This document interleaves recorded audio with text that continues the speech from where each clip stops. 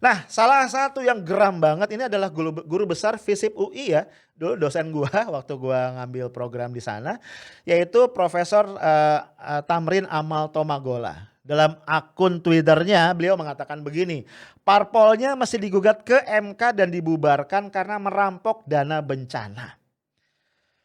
Prof. Tamrin juga mengatakan para politisi yang terlibat dalam korupsi bansos tersebut pantasnya dihukum mati. Wih, sependapat sama gua.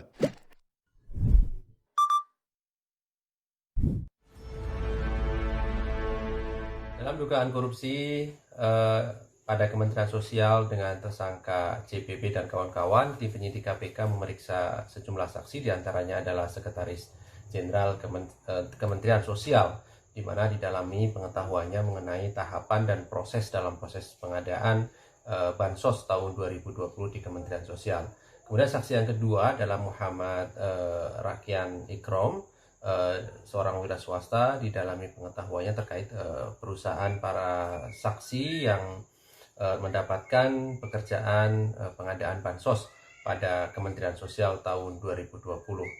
Diperiksa juga saksi Helmi Rifai, seorang swasta, di mana dikonfirmasi terkait dengan proyek pekerjaan dan proses pembayaran dari pekerjaan yang diperoleh dari saksi ini terkait dengan distribusi dari bantuan sosial pada Kementerian Sosial tahun 2020, khususnya untuk bantuan sosial di wilayah Jabodetabek.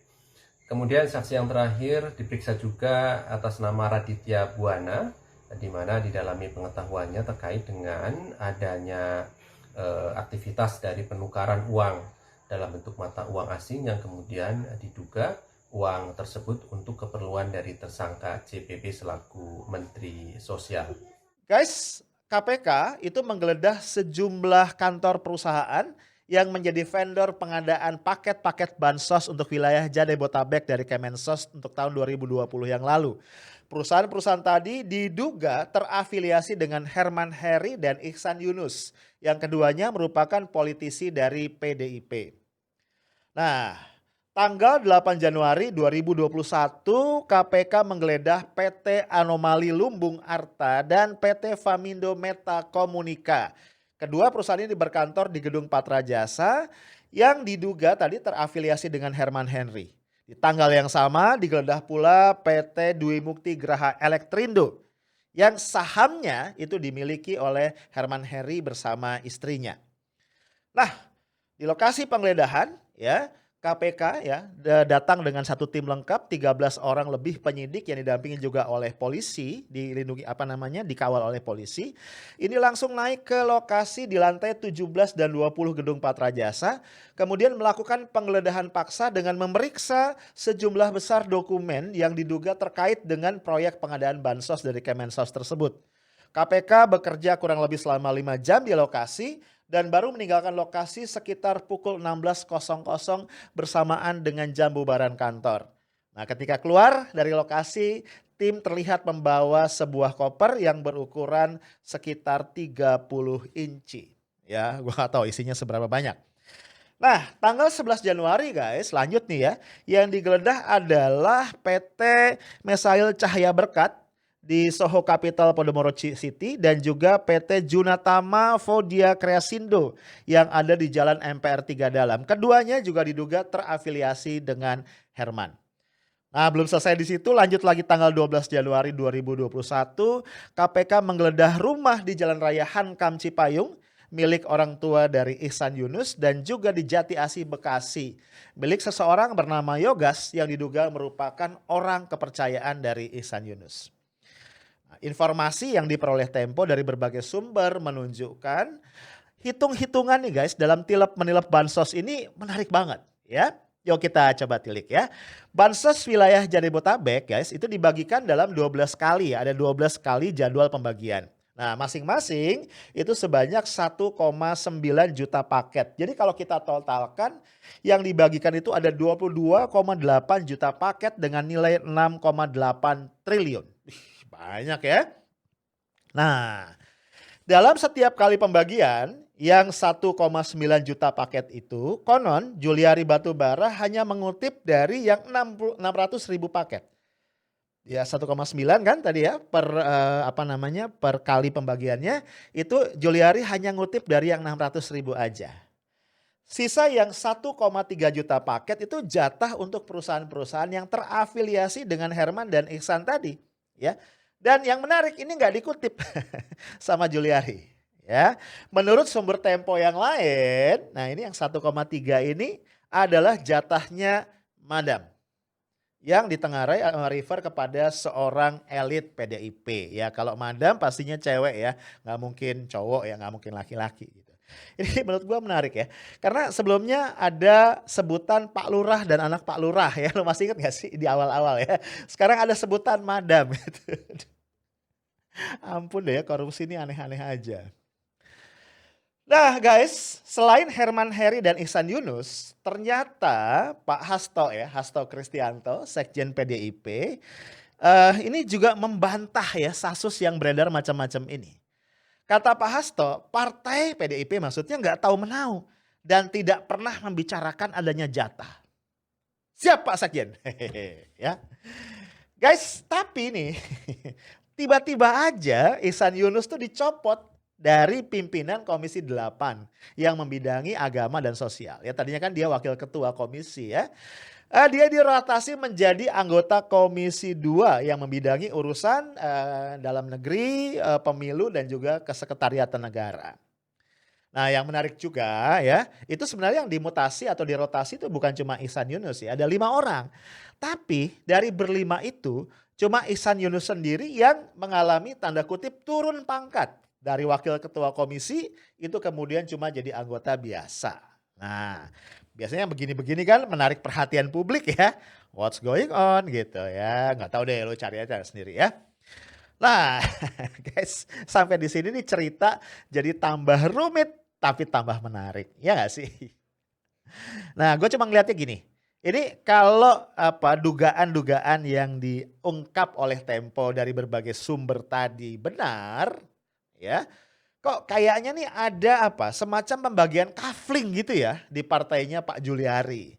Nah kalau yang ini nih jatah si A ya, yang ini jatah si B gitu ya. Dan sesama kader Banteng kayaknya ada semacam kesepakatan gitu ya. Tidak boleh saling serobot jatah temen.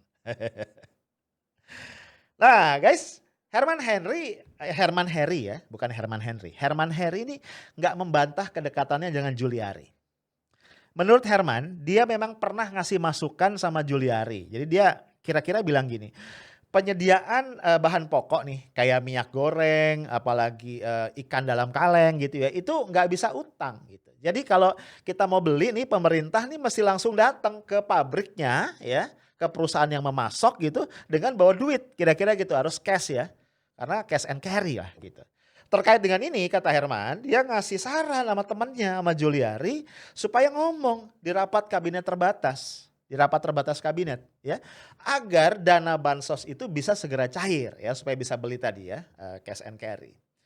Nah menurut Herman juga ketika dia menyampaikan saran itu kepada Juliari, itu kondisinya perusahaan dia PT Dwi Mukti Graha Elektrindo belum terlibat nih dalam proyek bansos, sehingga dia bisa berbicara tanpa beban kepada Juliari, friend to friend ya, sebagai teman.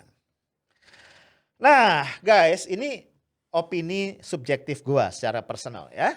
Kita lihat di sini dalam kasus-kasus dugaan korupsi itu kerap sulit banget bagi kita memisahkan hubungan pertemanan, hubungan bisnis, hubungan kerja dalam peran-peran sebagai pejabat publik dan berbagai bentuk hubungan lainnya. Kenapa? Karena orang yang terlibat ya dia lagi gitu ya, orangnya itu aja. Ya semuanya saling bercampur gitu ya, saling bercampur aduk ya, dan disadari atau tidak ini punya potensi-potensi yang kurang baik gitu. Dan ini tadi ya rentan banget menimbulkan penyalahgunaan wewenang, memunculkan bentuk-bentuk simbiosis di antara orang-orang yang notabene memiliki kekuasaan. Ya. Nah, guys, menurut keterangan sumber-sumber Tempo, ini bukan cuma Herman Heri dan Ihsan Yunus ya, kader PDIP yang tanda kutip meminta jatah dari proyek bansos. Menurut sumber-sumber tadi, Pak Sekjen Pak Hasto Kristianto disebut-sebut juga pernah minta jatah. Bahkan melalui surat tertulis yang langsung dia tanda tangan. Nah kan. Namun permintaan tersebut ditampik oleh orang Kemensos. Kenapa? Karena jatah tadi nih, slotnya ini sudah diberikan kepada Herman Heri dan juga Ihsan Yunus. Nah, kabar ini langsung dibantah oleh Pak Hasto. Dia mengatakan partainya PDIP tidak pernah mencampuri urusan menteri-menteri dari PDIP, nggak pernah. Pak Hasto juga bilang partai tidak pernah memberikan tugas yang melanggar hukum kepada kader-kadernya yang menempati jabatan-jabatan publik. Bahkan Pak Hasto mengatakan dia baru tahu nih ada soal jatah-jatahan yang dikaitkan kepada Herman dan juga Ihsan. Ya walaupun Pak Hasto membenarkan ya di internal PDIP itu ada pernah diskusi ya yang mendiskusikan membicarakan soal OTT yang sudah menjerat Juliari Batubara. Nah selama ini guys memang cukup santer dibicarakan ya, bahkan ini udah agak jadi rahasia umum sebenarnya bahwa di lingkungan internal PDIP itu ada setidaknya 2 faksi. Ya, pertama adalah faksinya Puan Maharani dan kedua faksinya Muhammad Prananda Prabowo ya. Ini dua-duanya adalah putra-putrinya Bu Ketum Ibu Megawati Soekarno Putri. Nah, ini kabarnya lagi nih ya dari sumber tadi. Juliari, Herman Heri dan juga Ihsan Yunus ini ternyata faksinya Mbak Puan, katanya gitu ya. Sementara Pak Hasto ini faksinya Prananda, lebih dekat ke Prananda. Gitu nih ceritanya ya. Jadi bisa disimpulkan nih urusan perbansosan ini kayaknya urusan faksi sebelah sini. Konon begitu. Nah, lagi-lagi dibantah nih ya. Soal faksi-faksian ini dibantah oleh politisi PDIP yang lain.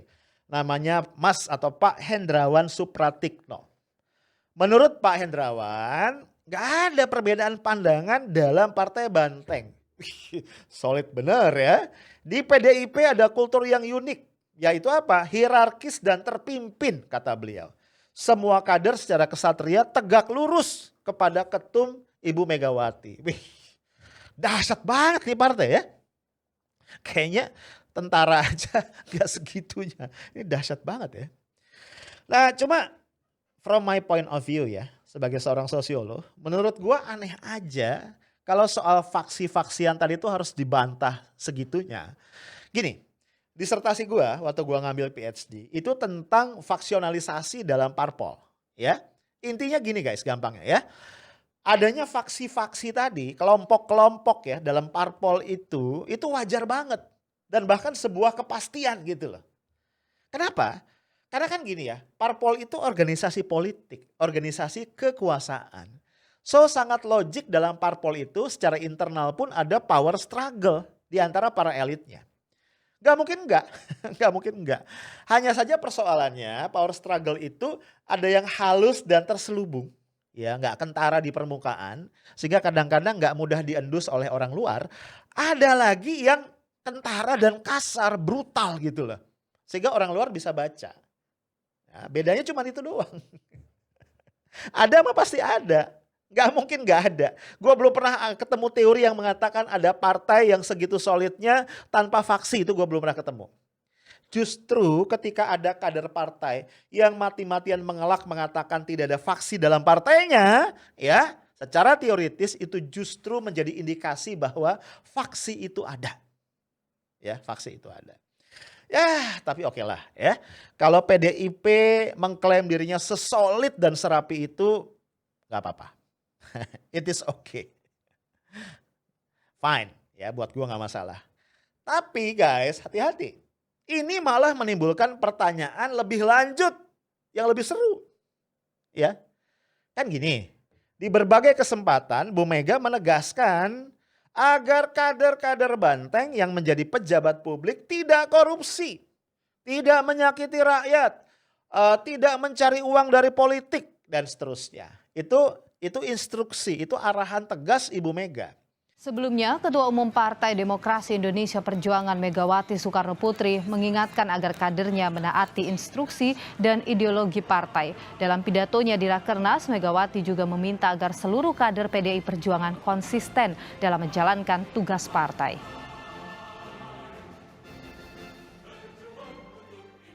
Jangan sekali-kali punggungi rakyat.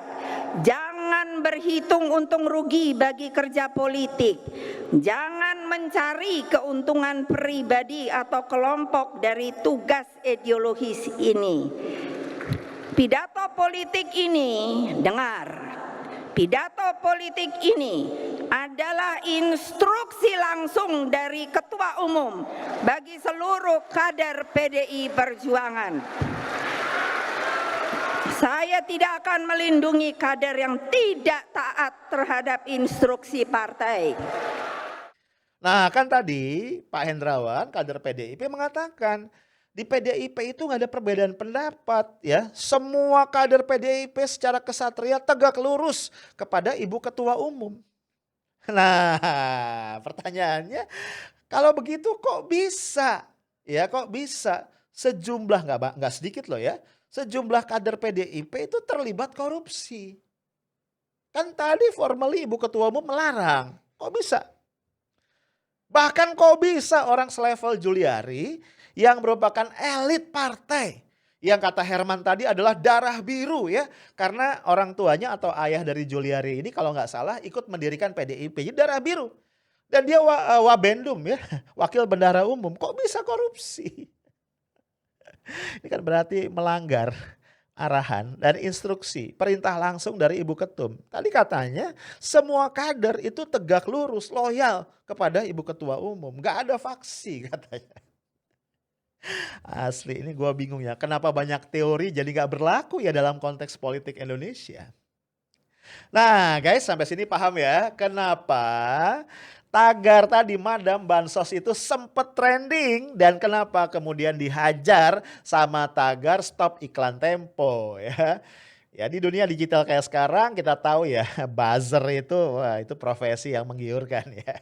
Jadi ada satu riset yang gue pernah bahas di satu podcast gue. Ini riset dari peneliti di luar negeri. Kalau nggak salah dari Amerika atau dari mana gitu ya. Bahwa memang pemerintah, partai-partai di Indonesia yang besar-besar terutama itu menggunakan buzzer ya untuk menggiring opini masyarakat. Jadi kayaknya begitu ada tagar yang nyerang nih ya diserang balik ya. Nah guys dalam kondisi yang kisruh ini sudah menjadi tugas KPK memenuhi janjinya untuk mengusut semua pihak ya yang diduga terlibat dalam kasus korupsi bansos COVID-19. Ya termasuk ya mengungkap nih hal-hal yang gak jelas ini supaya gak jadi gosip yang menjadi bola liar yang berputar-putar atau melompat ke sana kemari. Ya termasuk di sini tentu tadi adalah Madam. KPK harus mengungkap nih kan ini yang dimaksud Madam ini siapa dan perannya apa dalam konteks korupsi dana bansos COVID-19. Nah guys. Melihat kasus korupsi bansos COVID-19 yang menggurita ini melibatkan banyak kader PDIP, banyak banget nih pihak-pihak yang kemudian marah. Ya bisa lu bayangin ya. Dan untuk kaum duafa yang paling rentan terhadap persoalan COVID masih diembat juga. Nah salah satu yang geram banget ini adalah guru besar FISIP UI ya. Dulu dosen gua waktu gua ngambil program di sana. Yaitu Profesor Tamrin Amal Tomagola. Dalam akun Twitternya beliau mengatakan begini, parpolnya masih digugat ke MK dan dibubarkan karena merampok dana bencana. Prof. Tamrin juga mengatakan para politisi yang terlibat dalam korupsi bansos tersebut pantasnya dihukum mati. Wih, sependapat sama gue. Guys, menguak kasus-kasus korupsi memang gak pernah mudah ya. Dan gak sederhana. Karena tadi ya melibatkan power relation yang seringkali di level yang sangat tinggi. Bukan cuma individu-individu ya, tapi juga terkait dengan institusi bahkan. Institusi-institusi yang sangat powerful yang juga besar dan punya kekuatan yang dahsyat. Nah sehingga dibutuhkan keberanian, kegigihan dan ketekunan. Dan itu guys yang kita harapkan dari KPK. Satu-satunya benteng keadilan yang masih sedikit banyak kita harapkan. Ya tentu kita berdoa dan berharap ya mengawal juga semoga KPK tidak menyia-nyiakan harapan masyarakat Indonesia. Oh ya guys di change.org itu ada petisi hukum mati Juliari Batuara koruptor dana bansos COVID-19. Kalau lu mau join berpartisipasi mendukung petisi tadi lu bisa ikut tanda tangan lewat link yang akan gua sertakan di kolom komentar. Itu aja dari gua, stay tough, smart and professional. Assalamualaikum warahmatullahi wabarakatuh.